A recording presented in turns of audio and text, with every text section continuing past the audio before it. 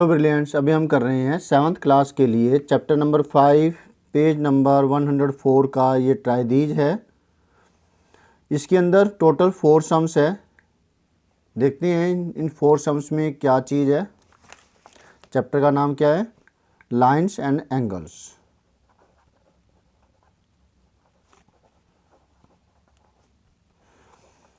Find examples from your surroundings where lines intersect at right angles. आपको 5 example लिखने हैं अपने आसपास से जहाँ पर जो लाइनें हैं एक दूसरे को 90 डिग्री पर काटती है। तो उसमें एग्जाम्पल्स हो जाएंगे जैसे कि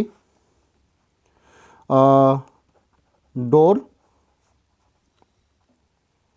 विद फ्लोर। अब जैसे ये डोर हो गया, आप देखेंगे जो यहाँ पर ये फ्लोर वाला पार्ट है, ये प्लेन है, ऐसे ये फ्लोर हो गया ना। तो ये डोर फ्लोर के साथ में 90 डिग्री एंगल बनाएगा। क्लियर है? यहाँ पर एग्जाम्पल वैसे ही दिया है मैंने आपको, बस ये बना करके आप डोर विद फ्लोर लिख सकते हैं। फिगर के अंदर क्लियर नहीं होगा। और अगर आप ये डोर ऐसे बिल्कुल कर देते हैं और यहाँ पर ये प्लेन है फ्लोर, राइट, तो ये एंगल 90 डिग्री होगा। नेक्स्ट है जैसे कि वॉल विद बेस। जो वॉल होती है बेस के साथ में, जो कमरे की वॉल है वो बेस के साथ में, बेस यानी कि फ्लोर। थर्ड एग्जाम्पल क्या हो सकता है? जैसे कि बुक एजिस। जैसे ये बुक मैंने ऐसे ले ली, ठीक है, और ये जैसे पेजेस हो गए, राइट। तो ये जो एंगल है ये 90 डिग्री है। इसी तरीके से नेक्स्ट एग्जांपल आप ले सकते हैं edges of cardboard. Clipboard होता है जो, वो ये कार्डबोर्ड है आपका, जिसका इस्तेमाल आप करते हैं। जैसे ही मेरे पास यहाँ पर भी है, वैसे तो डिज़ाइन बनाने के लिए कर दिया, लेकिन ये एंगल जो है 90 डिग्री है, राइट। फिफ्थ एग्जांपल आप लेना चाहें तो टेबल एजिस। अब ये टेबल है जैसे,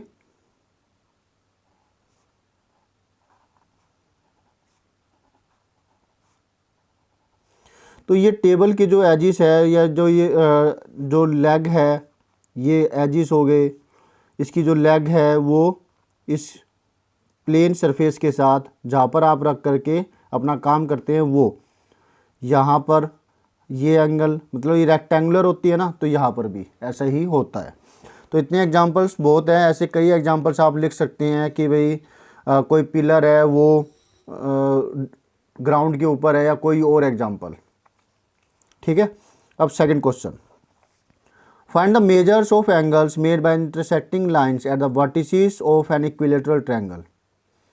आपको इक्विलेटरल ट्रायंगल के जो साइडें है वो आपस में वर्टिसेस पर काटती है, वर्टिसेस पर मिलती है, तो वो हर एंगल आपको बताना है कितना होता है। जैसे ये इक्विलेटरल ट्रायंगल हो गया, तो इसकी ये जो साइडें है, यहाँ पे नाम दे रखा है लाइंस का। तो जो ये इसकी साइडें है ये एक दूसरे को वर्टिसेस पर, ये 3 वर्टिसेस है, इसके 3 पॉइंट है, यहाँ पर ये जो एंगल बना रही है, हमें ये एंगल्स पता करने हैं, ठीक है। तो आपको ये पता है इक्विलेटरल ट्रायंगल में तीनों की तीनों जो साइडें है बराबर होती है। In equilateral triangle all the sides and angles, all the, हमें तो एंगल्स की जरूरत है, all the angles are equal, तो हम एंगल्स के बारे में बात करते हैं। All the angles are equal, तो मैंने नाम दिया इसको 1, 2 and 3। So angle 1 equal to angle 2 equal to angle 3। अब ट्रायंगल की एंगल सम प्रॉपर्टी भी होती है bye angle sum property of triangle, उसमें तीनों एंगलों का जोड़ 180 डिग्री होता है। तो 3 एंगल 1 इजगल टू 180 डिग्री। क्यों? यहाँ हम लिख सकते हैं angle 1 plus angle 1 plus angle 1, मतलब 2 और 3 को अभी हमने 1 में कन्वर्ट कर दिया। क्यों भला? इस वजह से।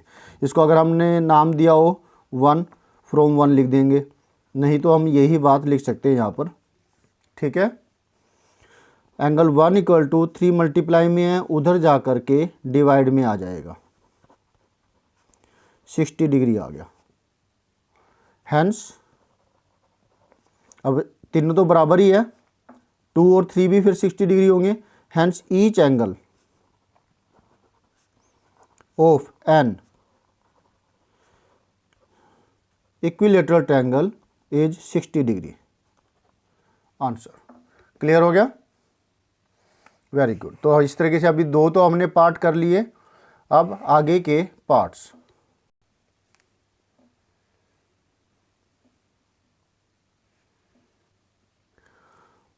Draw any rectangle and find the measures of angles eight 4 vertices made by the intersecting lines. आपको एक रेक्टेंगल ड्रॉ करना है और फिर 4 वर्टिसेस पर जो एंगल्स बन रहे हैं इंटरसेक्टिंग लाइन के द्वारा, वो मेजर करना है। ठीक है, तो ये काम आप प्रूफ करके नहीं दिखाएंगे, क्योंकि इसमें कॉन्सेप्ट आ जाएगा कॉन्ग्रुएंसी का, जो कि एक लेंथी पार्ट हो जाएगा और इस चैप्टर के सिलेबस से बाहर है। ठीक है, तो इसलिए इसको हम सिंपल यही लिखेंगे, क्योंकि रेक्टेंगल तो आपको पता ही है कि ऐसा होता है।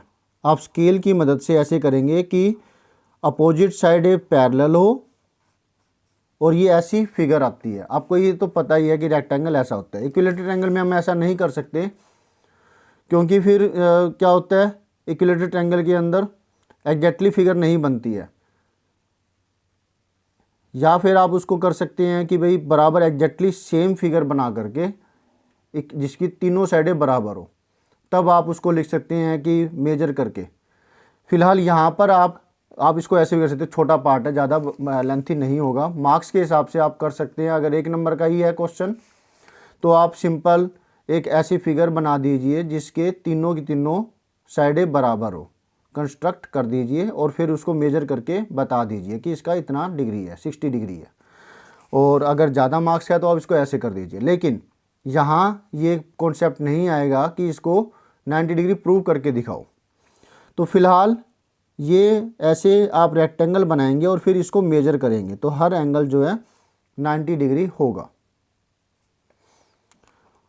After measuring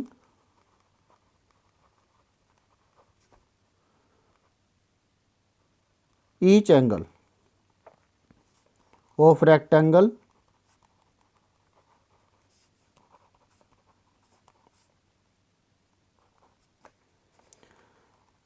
each angle is 90 degree. Answer ठीक है, गुड। अब नेक्स्ट पार्ट है, if two lines intersect do they always intersect at right angles. अब तक जितने हमने किए हैं उसके अंदर से इस थर्ड के केस में और फर्स्ट के केस में हमने राइट एंगल्स के बारे में बात की है। लेकिन अब इसने पूछा कि क्या हर जो लाइन है वो राइट एंगल पे ही इंटरसेक्ट करती है, तो इसमें आप कहेंगे नो, हर लाइन नो, दे मतलब ये कह देते हैं two lines don't always intersect at right angles. अब आपको कोई एग्जाम्पल इसमें लिखना होगा। एग्जाम्पल्स आप वही इक्विलेटरल ट्रायंगल का लिख दीजिए। For example,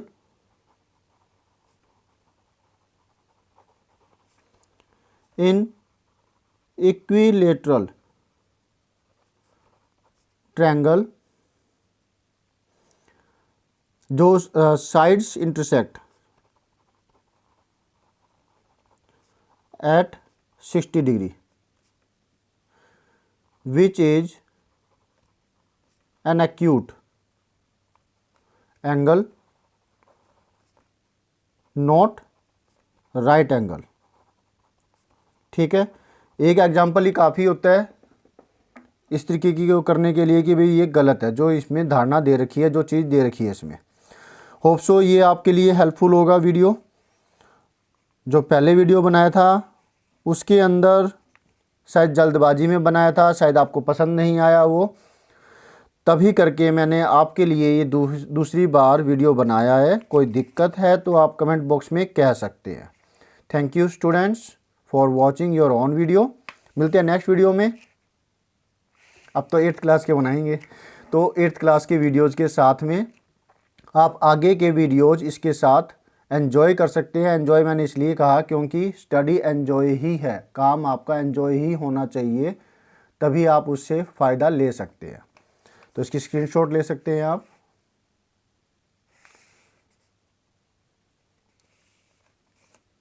bye.